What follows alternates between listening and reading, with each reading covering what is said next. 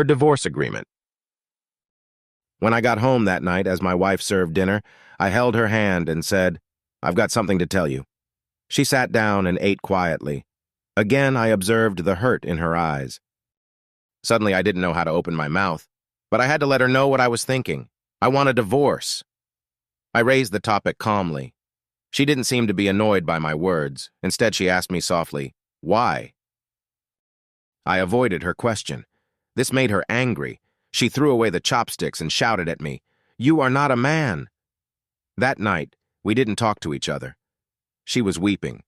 I knew she wanted to find out what had happened to our marriage, but I could hardly give her a satisfactory answer. She had lost my heart to Jane. I didn't love her anymore. I just pitied her.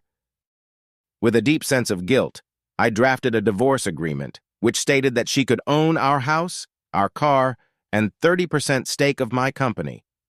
She glanced at it and then tore it into pieces. The woman who had spent 10 years of her life with me had become a stranger. I felt sorry for her wasted time, resources, and energy, but I could not take back what I had said, for I loved Jane so dearly. Finally, she cried loudly in front of me, which was what I had expected to see. To me, her cry was actually a kind of release. The idea of divorce, which had obsessed me for several weeks, seemed to be firmer and clearer now. The next day, I came back home very late and found her writing something at the table. I didn't have supper, but went straight to sleep and fell asleep very fast because I was tired after an eventful day with Jane. When I woke up, she was still there at the table writing. I just did not care, so I turned over and was asleep again. In the morning, she presented her divorce conditions. She didn't want anything from me, but needed a month's notice before the divorce. She requested that in that 1 month we both struggle to live as normal a life as possible. Her reasons were simple. Our son had his exams in a month's time, and she didn't want to disrupt him with our broken marriage. This was agreeable to me, but she had something more. She asked me to recall how I had carried her into out bridal room on our wedding day. She requested that every day for the month's duration I carry her out of our bedroom to the front door every morning. I thought she was going crazy. Just to make our last days together bearable, I accepted her odd request. I told Jane about my wife's divorce conditions. She laughed loudly and thought it was absurd. No matter what tricks she applies, she has to face the divorce, she said scornfully. My wife and I hadn't had any body contact since my divorce intention was explicitly expressed. So when I carried her out on the first day, we both appeared clumsy. Our son clapped behind us. "Daddy is holding Mommy in his arms." His words brought me a sense of pain. From the bedroom to the sitting room, then to the door, I walked over 10 meters with her in my arms. She closed her eyes and said softly, "Don't tell our son about the divorce." I nodded, feeling somewhat upset. I put her down outside the door. She went to wait for the bus to work. I drove alone to the office.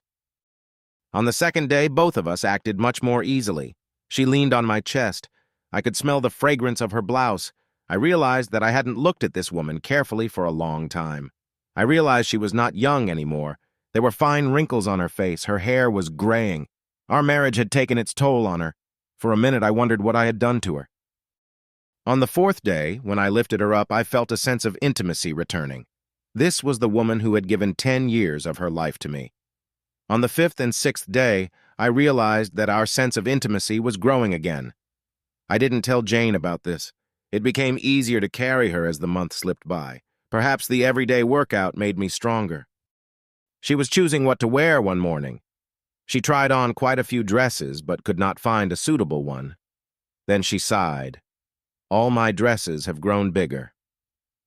I suddenly realized that she had grown so thin.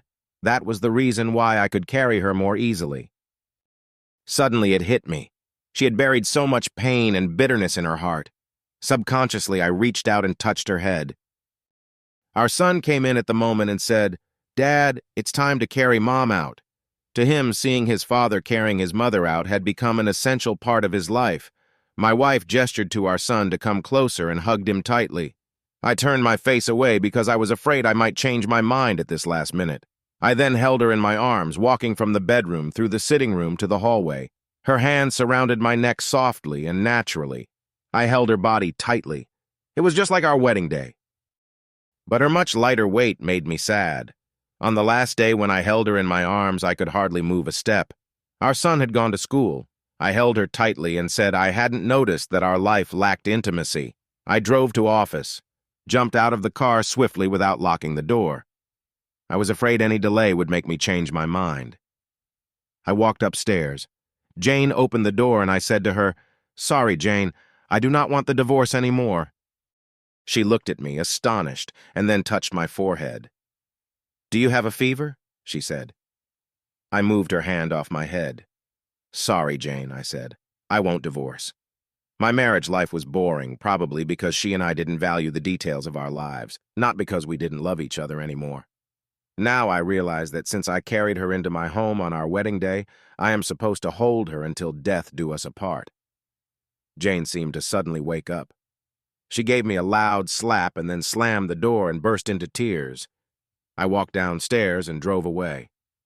At the floral shop on the way, I ordered a bouquet of flowers for my wife. The sales girl asked me what to write on the card. I smiled and wrote, "I'll carry you out every morning until death do us apart." That evening I arrived home, flowers in my hands, a smile on my face.